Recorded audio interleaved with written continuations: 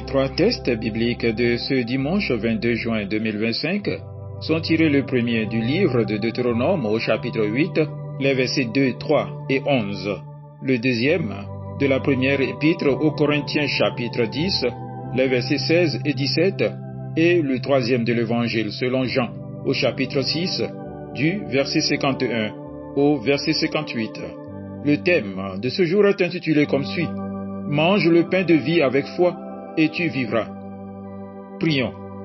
Seigneur notre Dieu, toi qui es la source de toute vie, nous venons devant toi avec un cœur humble et affamé, désireux d'écouter ta parole.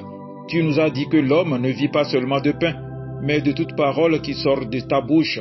Alors aujourd'hui, Seigneur, ouvre nos oreilles pour entendre, ouvre nos cœurs pour croire, ouvre nos âmes pour recevoir.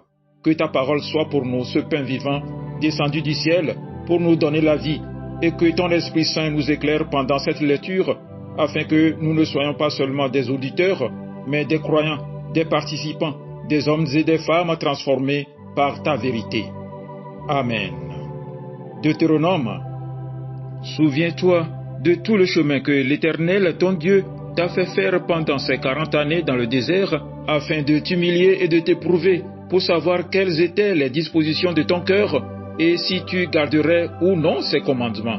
Il t'a humilié, il t'a fait souffrir de la faim, et il t'a nourri de la manne, que tu ne connaissais pas, et que n'avaient pas connu tes pères, afin de t'apprendre que l'homme ne vit pas de pain seulement, mais que l'homme vit de tout ce qui sort de la bouche de l'Éternel.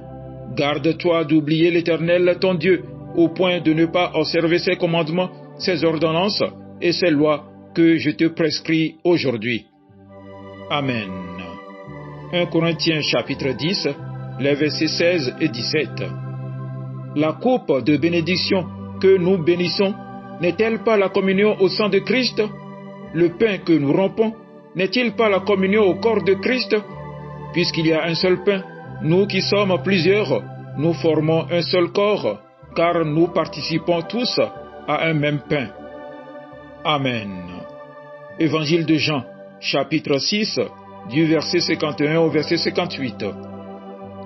Je suis le pain vivant qui est descendu du ciel. Si quelqu'un mange de ce pain, il vivra éternellement. Et le pain que je donnerai, c'est ma chair que je donnerai pour la vie du monde. Là-dessus, les Juifs discutaient entre eux, disant: Comment peut-il nous donner sa chair à manger?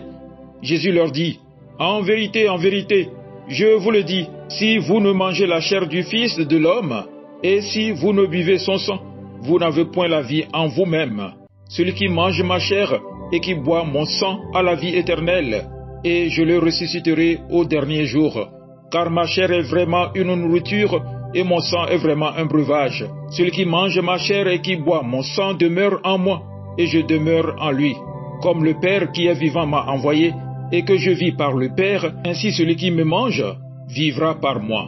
Simon-Pierre lui répondit: Seigneur, à qui irions-nous? Tu as les paroles de la vie éternelle. Amen.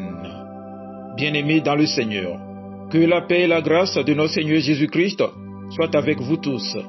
Aujourd'hui, le Seigneur nous parle d'un pain qui nourrit non seulement le corps, mais qui donne la vie, la vraie vie, la vie éternelle. Le thème qui nous réunit ce matin est « Mange le pain de vie avec foi et tu vivras ». Le Seigneur dit à son peuple, par la bouche de Moïse: « Souviens-toi de tout le chemin que l'Éternel ton Dieu t'a fait faire pendant ces 40 années dans le désert. » Bien-aimé, le désert est un lieu rude, pas d'eau, pas de vivres, pas de confort. Pourtant, c'est là que Dieu a enseigné à son peuple la dépendance. Il leur a donné la manne, un pain qui tombait du ciel chaque matin. Et Moïse rappelle cette parole essentielle: l'homme ne vit pas seulement de pain, mais de tout ce qui sort de la bouche de l'Éternel. Aujourd'hui encore, beaucoup vivent sans tenir compte de ce qui sort de la bouche de Dieu. Ils mangent du pain, mais leur âme est vide. Ils ont des biens, mais leur cœur est sec. Ne soyons pas de ceux qui oublient le Seigneur. L'apôtre Paul pose une question forte. Le pain que nous rompons n'est-il pas la communion au corps du Christ? Quand nous venons à la table du Seigneur, nous ne venons pas faire un geste religieux. Nous venons entrer en communion. Communion avec Jésus, mais aussi les uns avec les autres. car nous formons un seul corps, dit Paul, parce que nous participons à un seul pain. Bien-aimés, manger le pain de vie, ce n'est pas un acte isolé, c'est vivre en communion, en unité, dans le pardon et l'amour fraternel. Que personne parmi nous ne prenne ce pain en gardant rancune, en nourrissant l'orgueil, en divisant. Et maintenant, écoutons Jésus. Je suis le pain vivant descendu du ciel. Oui, il ne nous donne pas seulement un pain, il se donne lui-même comme pain. Le pain que je donnerai, c'est ma chair, que je donnerai pour la vie du monde.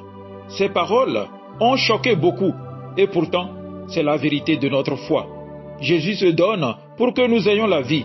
Mais attention, Jésus ne dit pas simplement de goûter, il dit de manger. Celui qui mange ma chair et boit mon sang demeure en moi, et moi en lui.